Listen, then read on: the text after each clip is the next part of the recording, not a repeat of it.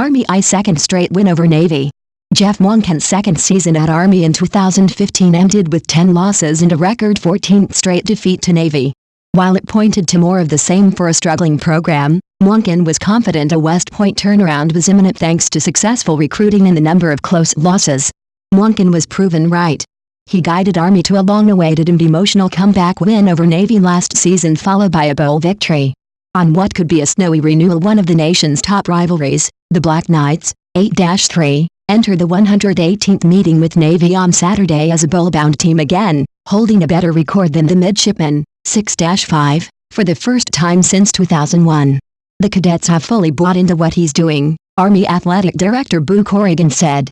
Behind their humming triple option offense, the Black Knights strung together 6 straight wins before a 52-49 loss at North Texas in their last game November 18. Army has won 11 of its past 14 games and clinched consecutive winning seasons for the first time since 1989-90. It's good for our football team to feel confident, said Monken, one of 8 finalists for the Eddie Robinson Coach of the Year award. Senior quarterback Ahmad Bradshaw, who scored the go-ahead touchdown against Navy in the fourth quarter of last year's 21-17 victory in Baltimore, has an Army single-season record 1,472 yards rushing, securing a second straight win over Navy for the first time since 1996 in what's billed as America's game won't be easy. The Midshipmen, who had played a tougher schedule, started 5-0 and spent a week at number 25 in the AP poll before dropping 5 of 6.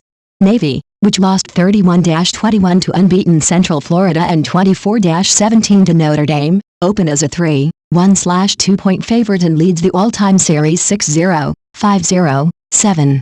For an added twist, the forecast calls for accumulating snow for most of the day Saturday. Quarterback Zach Abee, who made his first college start last year against Army, has a team-best 1,322 yards rushing and 14 touchdowns along with 7 TD passes. The speedy Malcolm Perry, who has 1,437 all-purpose yards and 10 touchdowns, has also seen time under center.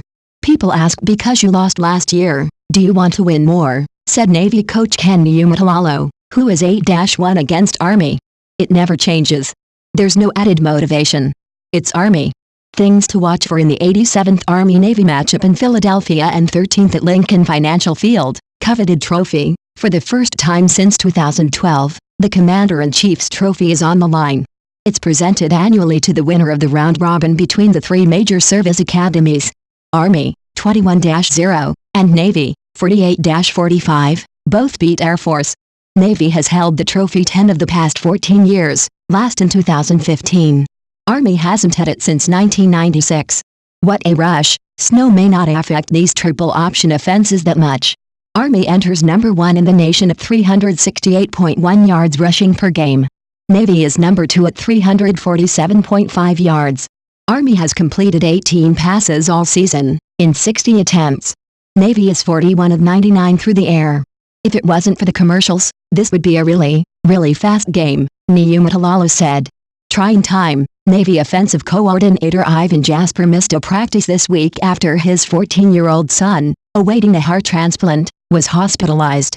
Perfect no more, Navy had been 12-0 at Lincoln Financial Field, including 10-0 against Army, until a 34-26 loss to Temple on November 2 at the home of the NFL's Philadelphia Eagles.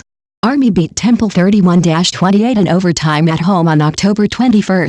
Pageantry, pre-game festivities begin 3 hours before kickoff with the March On of the Corps of Cadets and Brigade of Midshipmen. My favorite part is running out of the tunnel and seeing the jets or Apache helicopters flying over, Army senior defensive end John Voight said. I'm going to soak that in as much as I can. Dressed for success, the days of simple jerseys and gold helmets for all are gone.